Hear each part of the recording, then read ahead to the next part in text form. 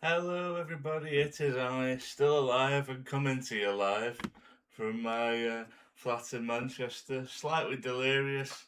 It's day one of the NFL draft. It's 6 a.m. I've been sat here since 1 a.m. when the draft started. The 49ers did not pick in the first round, electing to move back twice. Once from 27 to 30, and then from 30 to 33, which is the top of the second round tomorrow.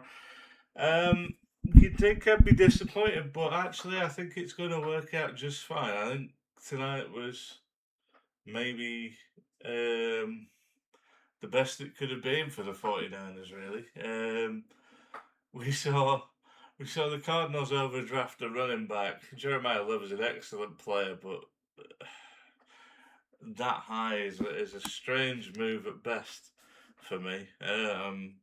And then we saw the Rams take Ty Simpson, who, if you rate him, great, but like taking a quarterback of the future when you need an impact player to get over the hump, I don't see it at all. I thought it was a very, very strange move. I'm still recovering from laughing at it now. And then it kind of seemed like the 49ers couldn't really screw it up. The board seemed to be falling our way. I think a few things went against us. I would have loved Monroe Freeling, but he went to the Panthers. Um, I was desperate to land Dylan Thieneman from Oregon, but he went 25 to the Bears. And by all accounts, we were very heavily interested in KC Conception, but he went to the Browns at 24. Malachi Lemon also went 20th to the Eagles. The Eagles moved up once again, taking advantage of the rest of the league not seeing the talent in an obviously talented player.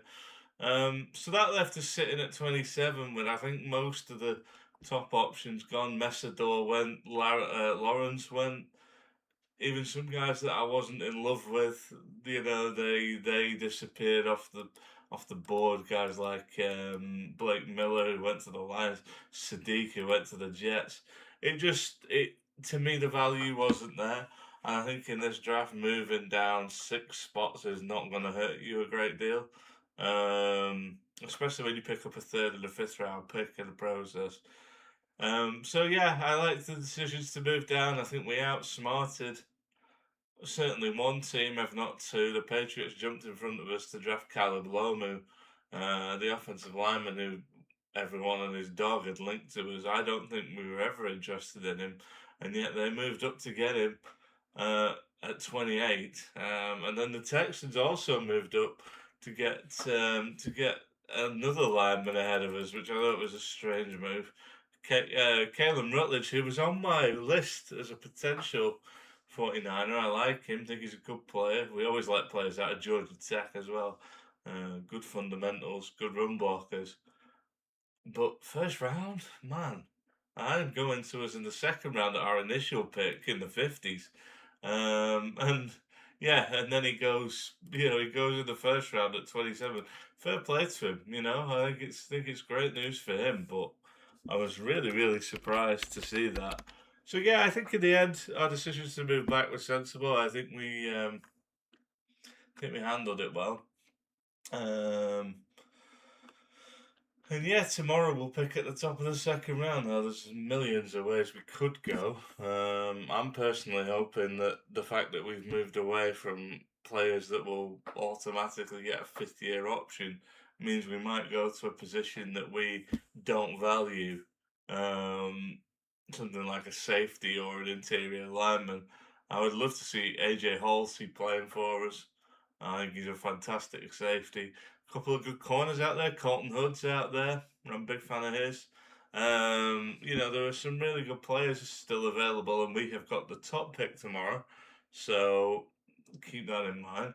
I have a little board of players that I'm keeping an eye on that are sort of outside the first round guys. Two of them did actually go in the first round. One was Rutledge and one was Freeling. I thought Freeling would go in the first anyway. I just had him on there to remind me to keep an eye on him. But I'm looking at it now. We got guys like Colton Hood. We got guys like Traden Stooks, AJ Halsey, Bud Clark. Who else are we looking at here? over at receiver. Chris Bell, who we've been linked to a few times. Ted Hurst, I absolutely love Ted Hurst. I think he's perhaps more of a third rounder, but now we've picked one up. Who knows? I like Damon Claiborne at running back. You know what I'm saying is there's a lot of ways we could go on day 2 and day 3, and we've picked up extra picks to do it.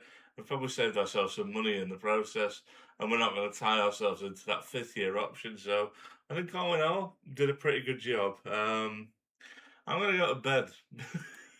I've written 5 articles that will go up at some point tomorrow. I will link in the comments. Or if you're listening to this on Twitter or Blue Sky, I will obviously post it on Twitter and Blue Sky.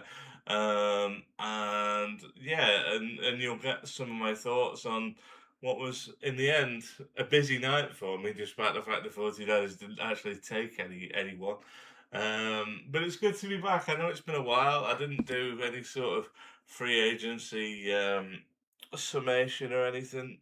I just wanted to let things play out. But the draft is one of my favourite parts of the year, and I'll be back again tomorrow, sort of breaking down what we do and what we don't do. But until then, I'll see you again. And as always, go Niners.